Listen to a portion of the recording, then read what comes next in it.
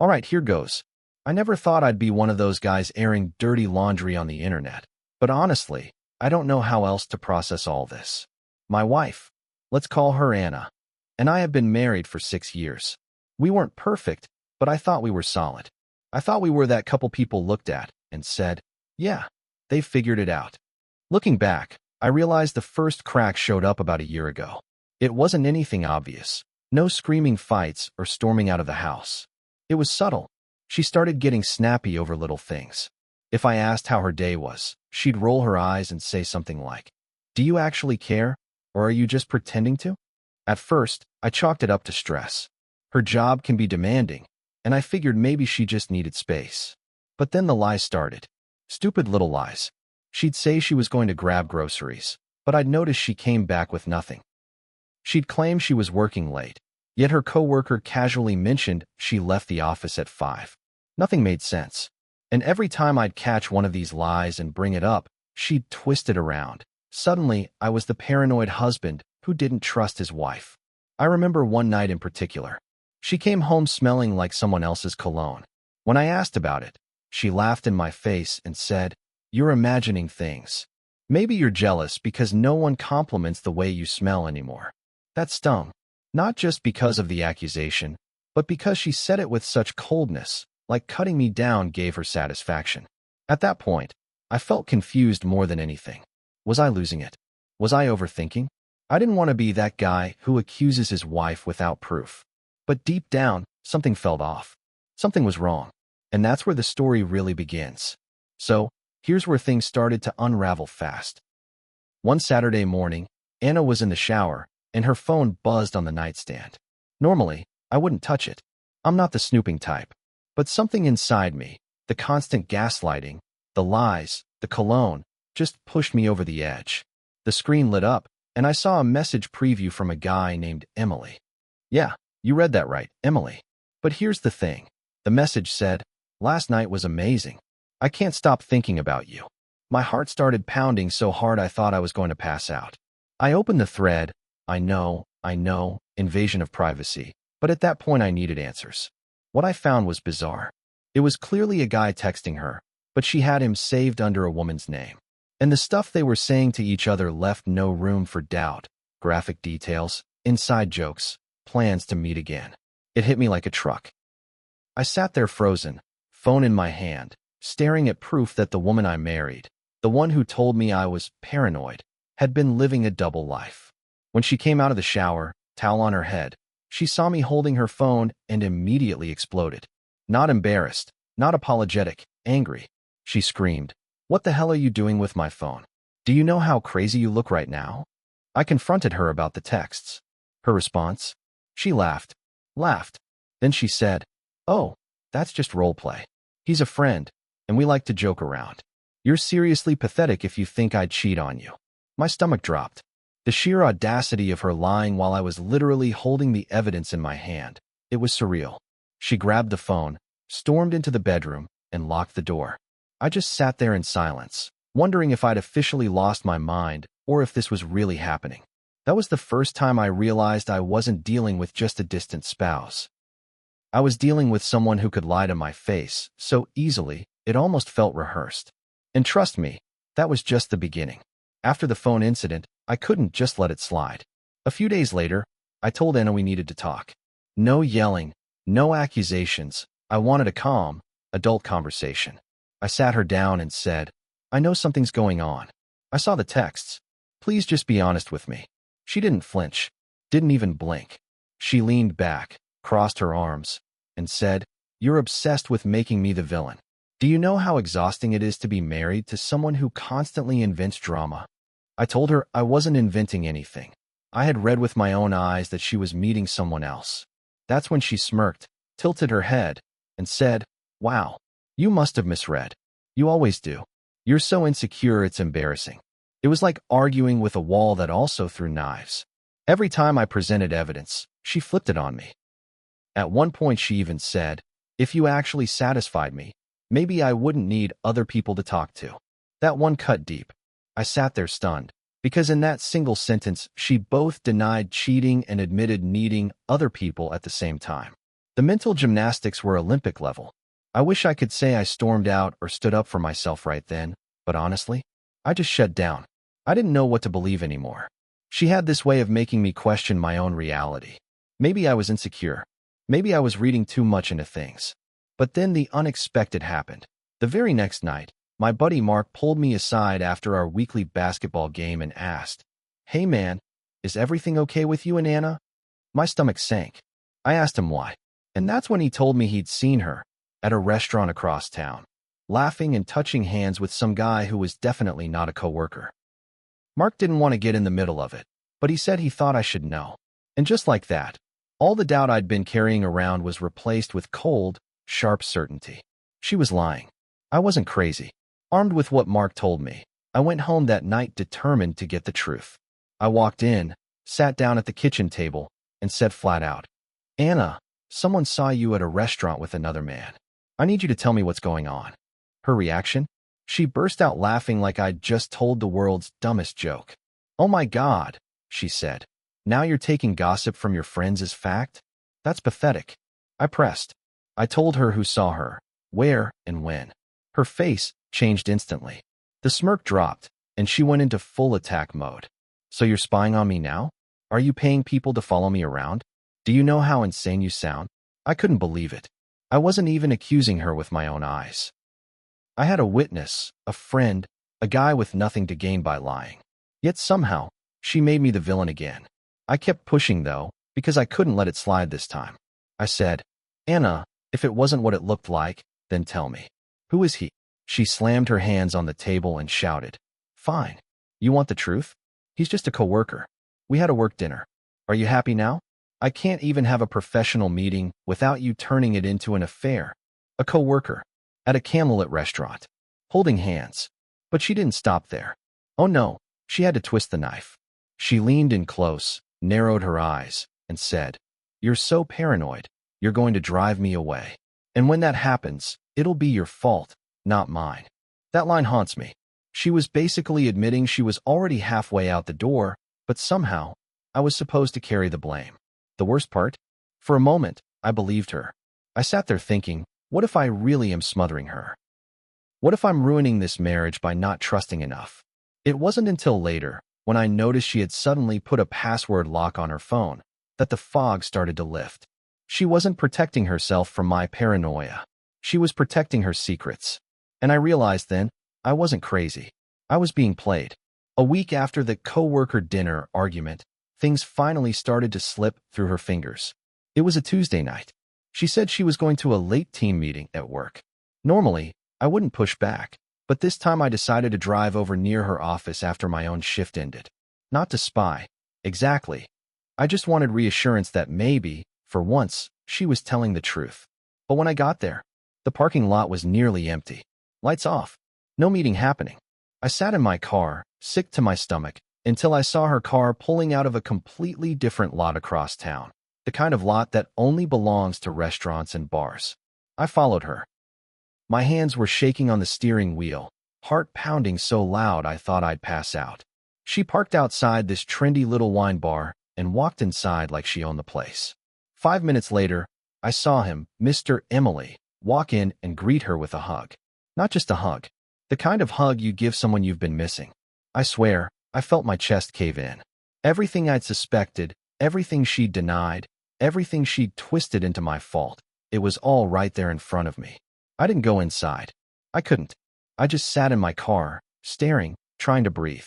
After about an hour, they came out laughing, holding hands, like they were teenagers sneaking around. He kissed her cheek before they got into separate cars. When she came home later that night, she kicked off her heels, poured herself a glass of wine, and said casually, "You wouldn't believe how boring that meeting was." That was it. No shame, no hesitation, just another lie as smooth as butter. And that's when I realized something terrifying. It wasn't just that she was cheating. It was that she enjoyed lying to me. The act of deceiving me gave her some kind of thrill. I didn't confront her that night. I couldn't. I felt like if I opened my mouth, the rage and heartbreak would come out in one violent flood. Instead, I just lay in bed staring at the ceiling, listening to her snore next to me, wondering how much of my marriage had been a performance. But the next morning, that's when things exploded. The next morning, I couldn't hold it in anymore. I waited until she stumbled into the kitchen, half asleep, scrolling on her phone like nothing was wrong. I said, as calmly as I could, "I saw you last night. At the wine bar. With him." She froze. For the first time, she didn't have an instant comeback. No smirk, no laughter. Just silence.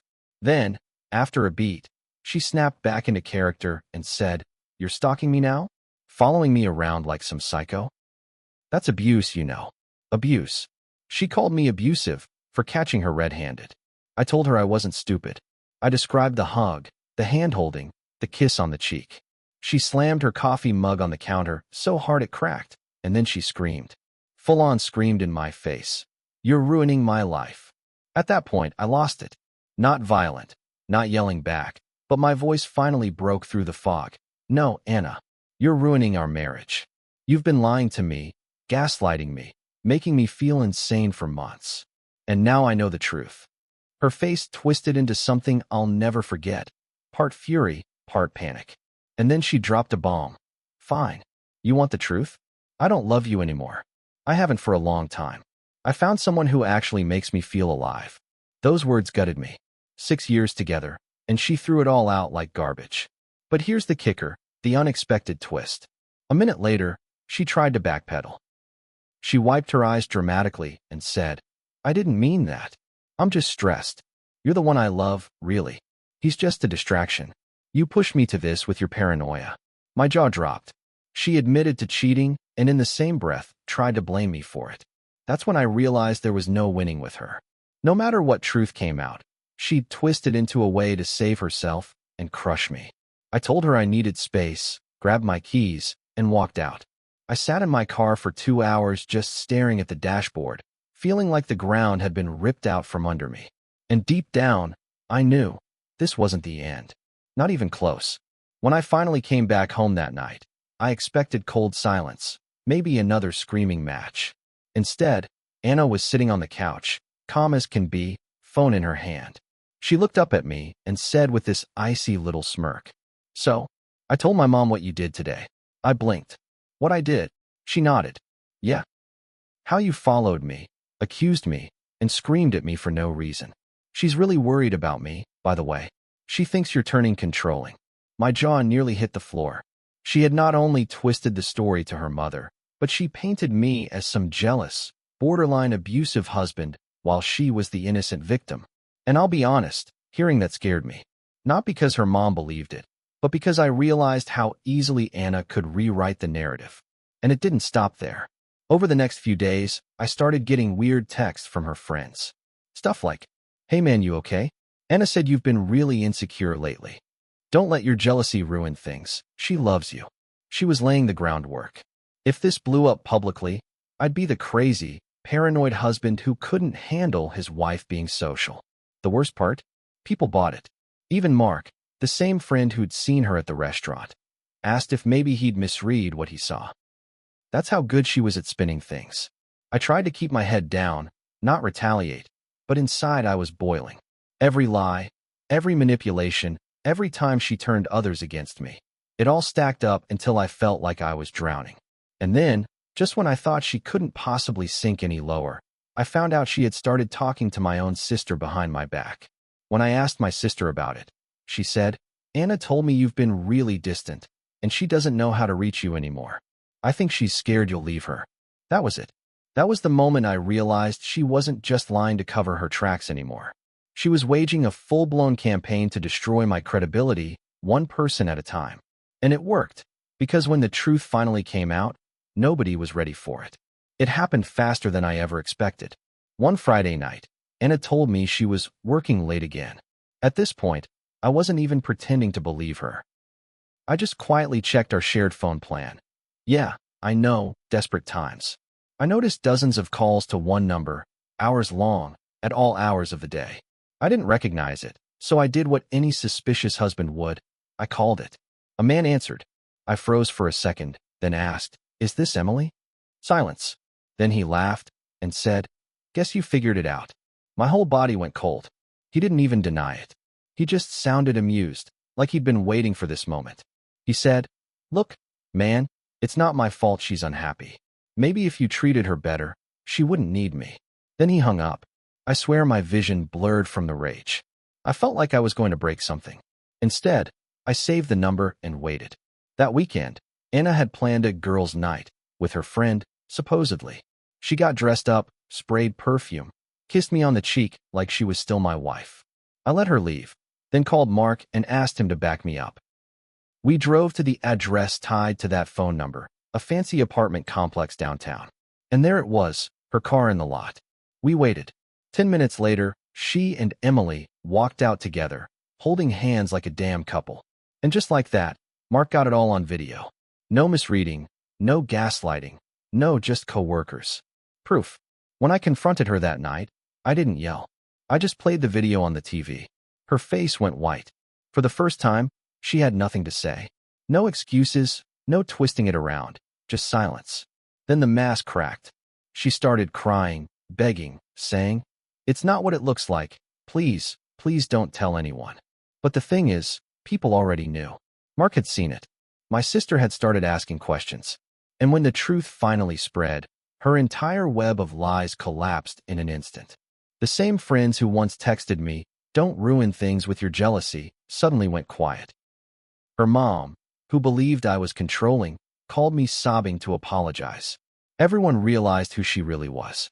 But instead of relief, I just felt empty. Because the one person who still couldn't admit the truth was Anna herself. After the video, after her lies collapsed, I thought it was over. I thought she'd pack her things, move in with Emily, and that would be the end of this nightmare. But nope, Anna wasn't done yet. The next morning, she switched strategies completely. Gone was the screaming, the gaslighting, the denial. Instead, she put on this broken, pitiful act. She clung to me in the kitchen, sobbing, "Please don't leave me. I made a mistake. He means nothing. You're my whole life." If you've ever seen someone fake cry, you know what I'm talking about. It was theatrical, like she'd practiced in the mirror. No tears at first, just those dramatic sobs that didn't match her face. I didn't buy it. But then she pulled her biggest card yet. "I'm pregnant." Yeah. That word froze me in place. Pregnant. I asked her flat out if it was mine. She looked me dead in the eyes and said, "Of course it's yours. Don't insult me like that." But her timing couldn't have been more suspicious. Suddenly, right when she was caught red-handed, she just happens to be carrying my child? I didn't know whether to laugh, cry, or throw up. Part of me wanted to believe it, because if it was mine, I'd have to think differently about everything. But another part of me knew exactly what she was doing, trying to chain me to her forever, even if it meant lying about something as serious as a baby. I told her we'd confirm it with a test together. She immediately got defensive. "Wow, you don't trust me at all, do you?" Trust? From the woman who had lied about everything for the past year? In that moment, I realized I was standing at a fork in the road. Either I let her manipulate me into staying, or I finally took back control of my own life. And for the first time in months, I felt a spark of clarity. I didn't sleep that night. My mind kept circling back to her words, "I'm pregnant." If it was true, my entire future had just been rewritten. If it was a lie, then she'd sunk to a level I didn't think even she was capable of. The next morning, I told her we were going to the store together for a test. She balked instantly. "Why don't you trust me?" "I already know." I stayed firm. "Then prove it. We'll do it right now, together." That's when the mask slipped. She snapped, "You're disgusting. What kind of man forces his wife to pee on a stick just to believe her?" But here's the thing. She didn't refuse. She just stalled, complained, dragged her feet all day until I finally drove us to a pharmacy and bought the damn test myself.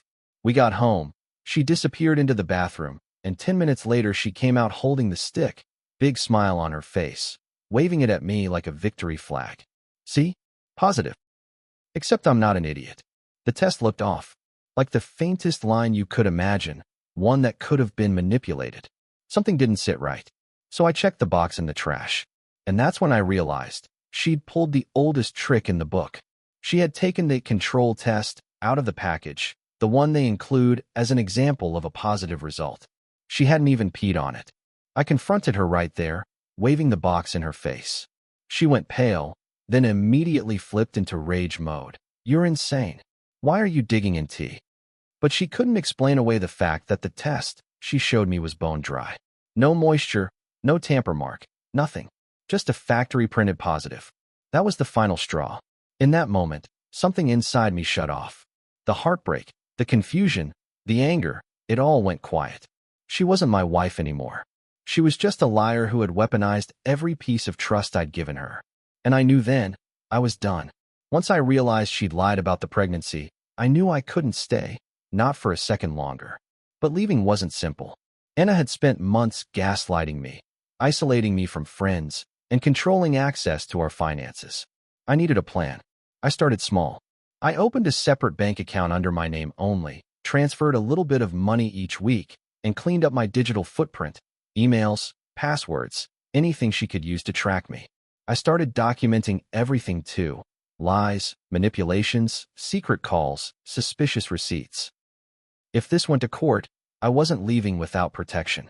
She sensed something was off. At first, she tried to charm me, playing the sweet, sorry wife act. But when that didn't work, she escalated. She started showing up at my work, by accident, sending frantic texts accusing me of cheating, even calling friends and asking them to talk some sense into me. It was surreal. The woman who had been cheating on me was now trying to gaslight me into thinking I was the problem. One night, she took it to another level. She put her phone on the counter, unlocked it, and said, "Here, see? Nothing's happening. You're just paranoid." But I saw the notifications pop up before she picked it up. Text from Emily saying, "Miss you. Can't wait for next time." That's when I realized just how far down the rabbit hole I'd been dragged. Every day, I'd been questioning myself, doubting my sanity, because she was a master at lying and twisting reality. By the end of that week, I had a solid exit plan. I'd packed a bag, arranged a friend's couch to crash on, and scheduled a meeting with a lawyer. The next morning, I would leave, before she could manipulate me into staying one more day. I went to bed that night feeling a mix of relief and fear. Relief that I finally had a way out. Fear because I didn't know how she'd react once she realized I was serious. And I was about to find out. Morning came, and I was ready. Bag packed, lawyer on speed dial, heart pounding but steady. I thought I'd catch her off guard. I thought I'd leave quietly and avoid a scene. I was wrong. As soon as I stepped into the kitchen, she saw my bag. Her eyes went wide, and for the first time in months, she looked genuinely panicked. Then came the theatrics. "Where are you going? We can fix this. I'll change, I swear. Don't leave me, please." I didn't say a word. I just picked up my keys and said calmly, "I'm leaving. You lied to me, manipulated me, and tried to trap me with a fake pregnancy. I'm done." That's when she lost it. She lunged, grabbed my arm, screaming, "You can't just abandon me. This is our life. You owe me." I didn't fight her. I didn't argue. I gently pulled away and said, "I owe you nothing, Anna. You owe me honesty, but you burned that bridge months ago." She collapsed onto the floor, sobbing and screaming simultaneously. It was chaotic, terrifying, and sad all at once. I almost hesitated, almost. But I remembered every lie, every betrayal, every sleepless night filled with anxiety and doubt that she caused me. I walked out. I didn't look back. In the parking lot, I called my friend to come pick me up. As I got in the car, I felt a strange mix of emotions: grief, relief, fear, and a tiny spark of freedom. She tried to chase the car down the street, waving her arms and screaming my name. But this time, I didn't stop. I had made my choice. And that was the moment I finally understood. No amount of tears, lies, or threats could hold me back from reclaiming my life. After I left, the first week was surreal. I didn't have a home, didn't have much money on hand, and felt completely untethered. But oddly, I felt alive. The weight of constant lies and manipulation was finally gone. I stayed at my friend's place, sleeping on their couch, and spent most of my time just sitting quietly, thinking. It was the first time in months I could hear my own thoughts without Anna's voice twisting them around. I cried a lot. I cried for the person I thought I knew, for the life I imagined we would have, for the time I lost believing her lies. But I also laughed quietly at the absurdity of it all. How a person could be so audacious, so audaciously manipulative, and still think they could control me forever. I started journaling, writing down every detail of the last year. It was cathartic. Every lie she told, every emotional trap she set, every manipulation I survived. Seeing it all on paper made it real, and gave me perspective.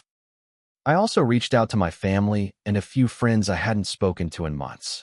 Their support reminded me that my world wasn't as small as Anna tried to make it. They didn't judge me, they didn't second-guess my decisions, they just listened and helped me feel grounded again. Most importantly, I realized something crucial: none of this was my fault. I had been trapped by someone skilled in deception, yes, but that didn't mean I was weak. It meant I was human, and humans heal. By the end of the first month, I started looking for my own place, reconnecting with old hobbies, and even considering dating again someday. But only when I was ready.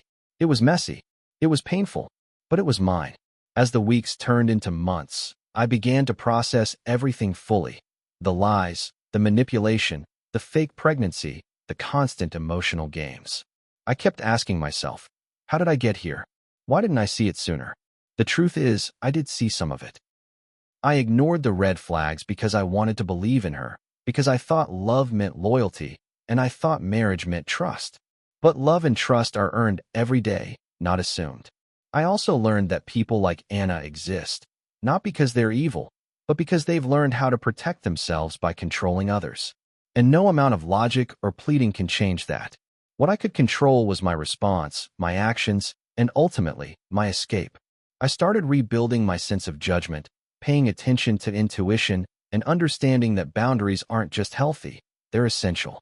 If something feels off, it probably is.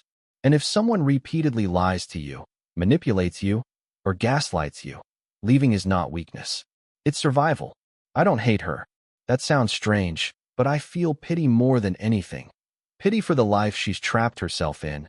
Pity for the people she'll likely hurt in the future. My focus now is on me, my peace, my trust, and my freedom. Most importantly, I realize that heartbreak doesn't have to break you. It can teach you, sharpen you, and prepare you for healthier, more honest relationships in the future. Looking back, I realize how much this experience changed me. I went from feeling trapped, confused, and betrayed to finally reclaiming my life, my dignity, and my sense of self. It wasn't easy. There were tears, sleepless nights, and moments when I doubted my own judgment. But I survived, and I came out stronger. If there's one thing I'd tell anyone in a similar situation, it's this: trust your instincts, document everything, and don't ignore the red flags. Lies, manipulation, and emotional abuse are not love problems. They are warning signs. Leaving doesn't make you weak. Staying can destroy your peace and sense of reality. I've started rebuilding slowly, reconnecting with friends, focusing on work, and rediscovering hobbies I'd neglected. I'm learning to trust people again, cautiously but intentionally, and I've learned to set boundaries without guilt. Most of all, I've learned that self-respect isn't negotiable. It's okay to walk away from someone you love if they repeatedly harm you. Love isn't just about emotions. It's about trust, respect, and honesty. I don't know what the future holds romantically, but I do know I'll never compromise my peace again. And honestly, that feels like the most liberating thing in the world. For anyone reading this who's trapped in a toxic relationship, you're not crazy and you're not alone. Pay attention to your gut, protect yourself, and remember that freedom is worth more than a lie-filled comfort.